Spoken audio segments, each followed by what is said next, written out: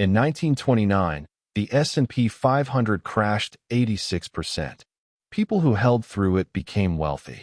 People who sold everything lost everything. The same thing happened in 2000, and in 2008, and in 2020.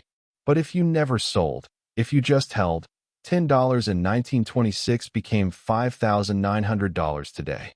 In the next 12 minutes, we cover every crash, every recovery, and every lesson from 100 years of S&P 500 history. This is not financial advice. Past performance does not guarantee future results. Always do your own research before making investment decisions.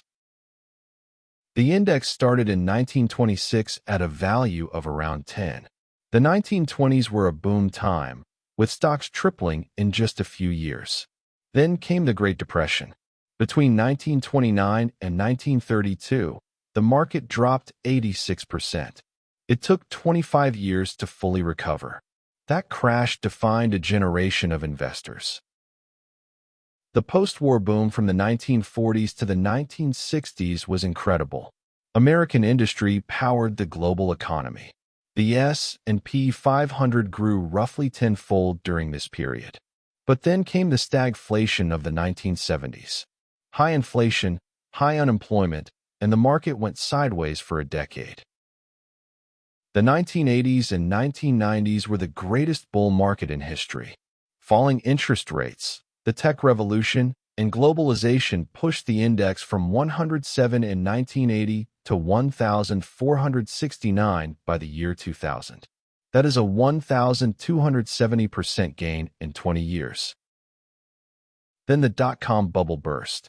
The market fell 49% from 2000 to 2002. It barely recovered before the 2008 financial crisis hit, dropping another 57%. In just 8 years, investors experienced 2 of the worst crashes in history. From the 2009 bottom, the recovery was remarkable. The longest bull market in history ran from March 2009 to February 2020. The index went from 676 to 3,386. Then COVID hit, and the market dropped 34% in just 33 days, the fastest crash ever. But the recovery was just as fast. By August 2020, the market was at all-time highs again. As of early 2026, the S&P 500 sits above 5,900.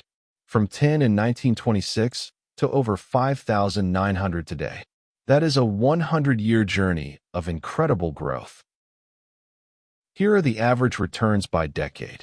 The 1930s returned negative 1% per year. The 1950s returned 19%. The 1970s returned only 6%. The 1990s returned 18%. The 2010s returned 14%.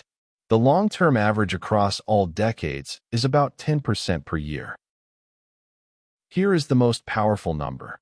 If you invested $1,000 in the S&P 500 in 1980 and reinvested all dividends, it would be worth over $150,000 today. That is the power of long-term compounding. Time in the market beats timing the market.